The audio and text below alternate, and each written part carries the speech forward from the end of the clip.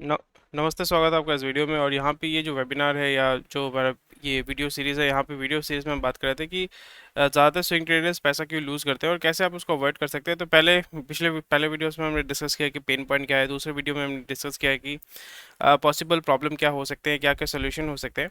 तो अभी हम बात करेंगे कि आपका जो सोल्यूशन है उसको आपको किस तरीके से प्लान करना है ताकि आप बहुत ही आसानी से अपना जो ये प्रॉब्लम है उसको सॉल्व कर पाएंगे। मेन ऑब्जेक्टिव हमारा क्या है? मेन ऑब्जेक्टिव हमारा है भैया कि हमें पैसा कमाना है। सिंपल है। हमें पैसा कमाना है स्टॉक मार्केट से। किस तरीके से पैसा कमाना है कि हमें सही तरीके से यहाँ पे इन्वेस्टमेंट करना पड़ेगा ताकि जितने भी ट्रेड लेंगे तो probability of trades will be much better. And हम कंसिस्टेंसी पे हमारा ज़्यादा फोकस होगा ताकि हम मैक्सिमम रिटर्न जो है एक स्टेबल इनकम हम मार्केट से उठा पाए। ये तो हमारा मेन ऑब्जेक्टिव है ना भाई। तो हमें किन किन चीज़ों पे ध्यान रखना पड़ेगा, चलिए हम जान लेते हैं। तो यहाँ पे सबसे पहले जैसे मैंने बताया कि आपको जब भी आप ट्रेडिंग करते हैं या कोई भी काम करते हैं तो यहाँ पे ट्रेडिंग में आपको कौन सा चीज़ ध्यान में रखना पड़ेगा? Knowledge, experience, practice, risk management. और मैंने और भी दो तीन चीज़ें मैंने बताई थी जो आपका सोल्यूशन में था। सो सबसे पहले आपको जानना पड़ेगा कि आप कितने पानी में हैं। आप कितने पानी में, आपका ट्रेडिंग नॉलेज कितना है, आपका ट्रेडिंग एक्सपीरियंस कितना है, आपका रिस्क मैनेजमेंट कितना है, कितना रुपए रिस्क ले सकते हैं, कितना आपके पास कैपिटल है। अगर आपके पास 10,000 रुपये कैपिटल है, 10,000 रुपये में कितना आप जो है डेली रिस्क ले सकते हो। अगर आप 200 रुपये रिस्क ले सकते हो, 300 रुपये रिस्क ले सकते हो। अगर फॉर एग्जाम्पल 1,000 रुपये का आपने रिस्क ले लिया तो अगर आपका 10 ट्रेड अगर खत्म हो जाता है तो आपका कैपिटल ही खत्म हो गया। तो इसलिए आपको यहाँ पे 100 रुपये का ट्रेड लेना पड़ेगा या 100 रुपये का रिस्क लेना पड़ेगा, 200 रुपये का रिस्क लेना पड़ेगा। अगर 200 रुपये का रिस्क लेते हैं तो आप 50 दिन जो है सस्टेन कर पाएंगे कंसिस्टेंटली लॉस।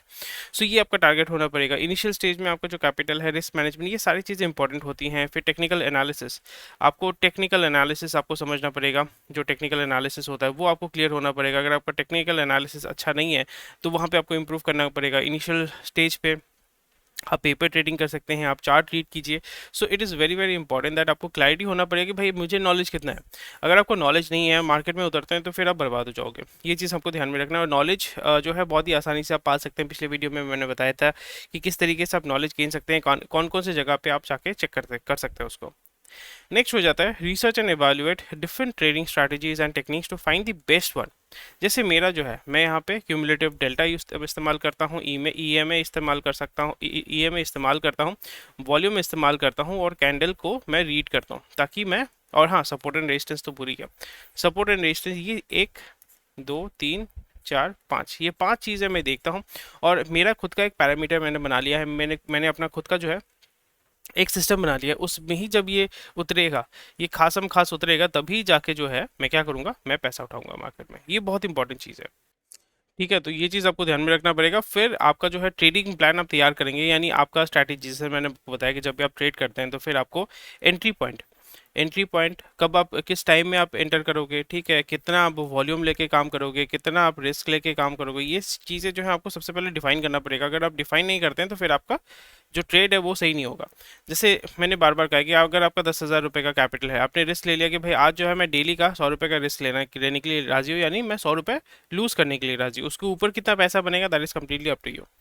तो यहाँ पे आपने क्या किया, फॉर एग्जाम्पल 2 ट्रेड लिया, 50 ट्रेड लेंगे तो आपका ये हो जाएगा ना कि 40 रुपये करके पर ट्रेड में आपका ब्रोकरेज कट जाएगा। और ब्रोकरेज अगर आपका कट जाता है भाई, उसमें दिक्कत हो जाता है। तो इसलिए बहुत सारे प्लेटफॉर्म्स है जहाँ पे आप फ्री विदाउट मतलब फ्री ब्रोकरेज वाला बहुत सारा वेबसाइट है, मैं खुद यूज़ करता हूँ। और वहाँ पे टारगेट ये होता है कि मेरा डेली का 2 से 3 ट्रेड में लूँगा, 4 ट्रेड में नहीं लूँगा, क्योंकि वहाँ पे अगर आप ब्रोकरेज भी देते हैं उसके साथ साथ अगर आपको एसटीडी चार्जेस भी देने पड़ते हैं। तो अगर आपका 10,000 रुपये कैपिटल लेकर चल रहे हो, 100 रुपये कमाना चाहते हो या 100 रुपये लॉस कर रहे हो, उसमें आप कितना ब्रोकरेज दोगे, कितना एसटीडी दोगे, तो बहुत इंपॉर्टेंट हो जाता है। सो यहाँ पे मैंने क्या किया, स्ट्रैटेजी मैंने डेवलप कर दिया कि डेली का 100 रुपये से ज़्यादा मैं लॉस नहीं खाऊंगा। अगर मेरा 100 रुपये लॉस चला जाता है तो फिर मैं उस दिन का जो है ट्रेड नहीं करने वाला हूँ, नहीं ट्रेड करूँगा। एंड रिस्क मैनेजमेंट मैंने इस तरीके से किया। एग्जीक्यूशन प्रोसेस मैंने किया। एग्जीक्यूशन प्रोसेस मतलब यहाँ पे अगर मैंने ब्रैकेट ऑर्डर लगाया तो ये मेरा एंट्री पॉइंट है, ये मेरा एग्जिट पॉइंट है, ये मेरा स्टॉप लॉस है। और यहाँ पे एक बार जब मैं घुस गया मेरे एनालिसिस के मुताबिक, तो फिर मैं इसको डिस्टर्ब नहीं करूँगा। मैं इसको आइदर, अगर मैं इंटरडे खेल रहा हूँ तो आइदर एंट्री पॉइंट मैंने किया, आइदर वो एग्जिट करेगा या स्टॉप लॉस हिट करेगा, कहीं मतलब निकल जाना चाहिए। मैं यहाँ पे बीच में अपना इमोशनल ट्रेड नहीं करने वाला हूँ। इससे क्या होता है कि आप इमोशनली फियर एंड ग्रीड के माध्यम से आप अपना जो अच्छा ट्रेड है उसको भी बेकार देते हो। ठीक है। एंड रियलिस्टिक गोल होना पड़ेगा। 10,000 रुपये लेके मार्केट में उतरे हो, अगर आप सोच रहे हो कि 1 करोड़ रुपए डेली का कमाओगे, कैसे कमाओगे भाई? आपको कोई बोलेगा एफएनओ में जाओ, यानी फ्यूचर्स एंड ऑप्शंस में जाओ, नहीं करना है ऐसे। एफएनओ मतलब न्यू फंड ऑफ, एनएफओ मतलब न्यू फंड ऑफ, मतलब प्राइमरली वही है, फ्यूचर्स एंड ऑप्शंस। उसमें मैं नहीं जाऊंगा, मैं इक्विटी में गेम खेलूंगा भाई। मैं, मुझे सीखना है, मुझे सीखना है भाई। मैं न्यू फॉर, मैं फ्यूचर ऑप्शंस में क्यों जाऊंगा? बेसिक्स मेरा क्लियर नहीं है, वहाँ पे जाके मैं खुद बर्बाद नहीं होने वाला हूँ। And create a schedule for regular trading, education and practice. बार बार मैं जैसे कहता हूँ कि अगर आप 9-15 में घुस रहे हैं तो आप 9-15 में ही घुसो। ऐसा नहीं कि एक दिन आपने 9-15 आ गए, एक दिन आप 10 बजे आ गए, एक दिन आप 3 बजे आ गए, ऐसा नहीं होने वाला है। फिर आपका प्रैक्टिस, क्योंकि मार्केट हर एक टाइम में अलग अलग तरीके से बिहेव करता है। 9:30 अलग बिहेवियर होता है, 11 बजे अलग बिहेवियर होता है, 10 बजे अलग बिहेवियर होता है, 2 बजे अलग बिहेवियर होता है। तो आपका बिहेवियर के हिसाब से आपको प्रैक्टिस करना पड़ेगा। और फिर जैसे मैंने बताया कि it's all about discipline. Discipline और आपका जो रूल है या लॉ है आपने बना के रखा है, उसको आपको फॉलो करना है। दैट्स द मेन थिंग, और कुछ नहीं है। तो इसी तरीके से आप सोल्यूशन बना सकते हैं, ये हमने डिस्कस कर लिया है। फिर अभी हम बात करेंगे कि आपका जो सोल्यूशन आपने बनाया है उसको कैसे आपको एग्जीक्यूट करना पड़ेगा। आई होप आपको ये समझ में आ गया कि भाई सोल्यूशन क्या है और सोल्यूशन को अभी एग्जीक्यूट कैसे करना है, वो अभी हम बात करेंगे। तो जब भी आप अपने सोल्यूशन को एग्जीक्यूट करना चाहते हैं, इसका कलर मैं थोड़ा सा चेंज कर देता हूँ। कौन सा कलर रखूँ? चलो इससे ही करते हैं। How to execute the solution. तो सोल्यूशन मैंने आपको ऑलरेडी बता दिया, तो किसको कैसे आप सोल्यूशन करोगे? मेन चीज़ जैसे मैंने बताया कि 5 चीज़ें आपको ध्यान में रखना पड़ता है। रिस्क मैनेजमेंट, फिर आपका हो जाता है टाइमिंग, जिस टाइम में आप काम करोगे, फिर हो जाता है आपका एनालिसिस, टेक्निकल एनालिसिस, फिर आपका स्ट्रैटेजी जो आपने डेवलप किया है, फिर प्रैक्टिस करना पड़ेगा। प्रैक्टिस से आपका क्या आएगा? एक्सपीरियंस। और एक्सपीरियंस के लिए आपको चाहिए, मतलब सबसे पहले आपको चाहिए नॉलेज। 1 2 3, मतलब ये सारी चीज़ें अगर लेके आप मार्केट में घुसेंगे ना, तो कभी भी आपको दिक्कत नहीं होगी। ये चीज़ आपको ध्यान में रखना है। एंड जैसे मैंने बताया कि टेक्निकल टूल्स को एनालिसिस, टेक्निकल एनालिसिस टूल्स को समझो। टेक्निकल एनालिसिस बहुत ही इंपॉर्टेंट है, क्योंकि जब भी आप स्विंग ट्रेड कर रहे हैं, इंट्राडे कर रहे हैं, वहाँ पे बिना टेक्निकल एनालिसिस के आप सर्वाइव नहीं कर पाओगे। अगर आप लॉन्ग टर्म इन्वेस्टर हो, 6 महीना 6 साल इन्वेस्ट करने वाले हो, 1 साल इन्वेस्ट करने वाले हो, तो फिर आप फंडामेंटल एनालिसिस कर सकते हो। बट यहाँ पे शॉर्ट टर्म में आपको टेक्निकल एनालिसिस ही बचाएगा। और यहाँ पे टेक्निकल एनालिसिस के माध्यम से आपको अपने स्ट्रैटेजी को डेवलप करना पड़ेगा, ताकि आप अपने लॉस को मिनिमाइज कर पाएंगे और अपने प्रॉफिट को प्रोटेक्ट कर पाएंगे। यानी आपने 500 रुपये डेली का सपोज फर्स्ट ट्रेड में कमा लिया, तो अगर दूसरा ट्रेड लेते हैं, क्योंकि मेरे साथ भी ये हुआ है, दूसरा ट्रेड ले लेते हैं, वहाँ पे आपका 400 रुपये चला जाता है, तो फिर आपका हाथ में बचता है 100 रुपये। उसमें भी आपका 80 रुपये ब्रोकरेज में चला जाएगा, एसटीटी भी कटेगा, तो फिर आपका लॉस ही हो गया उस दिन का। ये हम हिसाब नहीं करते हैं। तो सपोज मैंने अगर यहाँ पे 500 रुपये कमाए हैं, मैंने यहाँ पे 500 रुपये कमाए, तो अगले ट्रेड में मैं 50 रुपये का रिस्क लूंगा, यानी 50 रुपये मैं लॉस खाना चाहता हूँ, या 70 रुपये मैं लॉस खाना चाहता हूँ, या 100 रुपये मैं लॉस खाना चाहता हूँ। ठीक है। अगर यहाँ पे लॉस भी मैंने खा गया, यहाँ पे अगर मैं 100 रुपये मतलब दाव पे लगा के अगर मैं 50 रुपये कमाता हूँ, तो मैं टोटल कितना होता है? 550 रुपये। और अगर यहाँ पे 100 रुपये खत्म हो जाता है, तो कितना होता है? 400 रुपये। 400 रुपये में अगर मेरा 80 रुपये ब्रोकरेज काट लेता है, तो फिर कितना आता है? 320 रुपये। वहाँ पे एस काट के मेरे हाथ में 300 रुपये तो आता है। मोटा मोटा बात में है मेरा ये है कि दिन के एंड में मेरे हाथ में 300 रुपये प्रॉफिट तो आ रहा है ना भाई। तो इस तरीके से ना आपको अपने प्रॉफिट को भी बचाना पड़ेगा, अपने रिस्क को एनालाइज करना पड़ेगा, and this is very very important.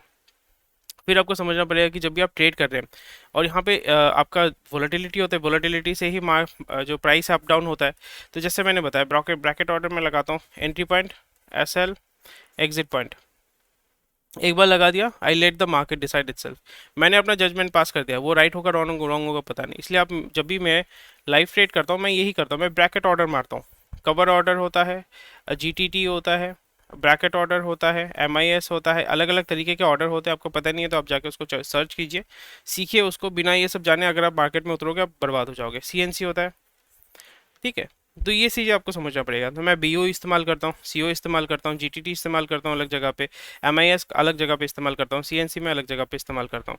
और जब भी आप काम कर रहे हैं, ऐसा नहीं कि एक में आपने इन्वेस्ट कर दिया। दिक्कत ये होती है कि एक स्टॉक में अगर आपने एक्स्ट्रल में इन्वेस्ट कर दिया, फिर आप उसको 10 मिनट तक उसको मत देखो, क्योंकि आपने वहाँ पे अपना जजमेंट लगा दिया, बीओ लगा दिया मैंने।